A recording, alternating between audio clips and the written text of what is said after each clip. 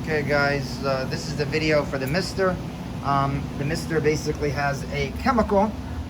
It's an autoclave chemical called vital oxide. It's pretty benign. You fill it, you basically remove the cover and then you fill it with the vital oxide. We have it uptown in the 978 bay if you need more, but I made sure that you always have at least a half a container on board. We're gonna obviously keep the old misters there, but this is the new mister that's built in.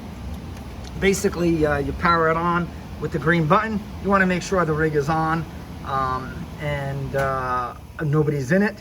It does have a motion sensor. And basically to start it, you basically just touch the touch panel anywhere.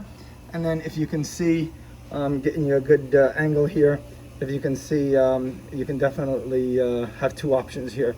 What we want to do is you always want to hit the start now. Gives you a quick countdown. Every now and then you get a message saying that that motion detected and it was aborted, press to reset.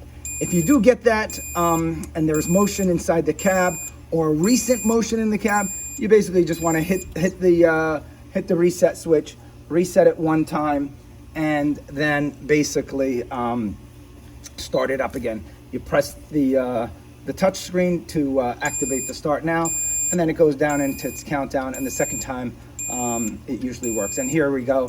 This is a good message: emergency stop, personnel scan. It's making sure that nobody's in the cab, and then really quick, after about a 15-second or 20-second countdown, you're going to see the pump turn right on, and then you hear the pump on. So it's basically telling you injection is injecting and the mister is on.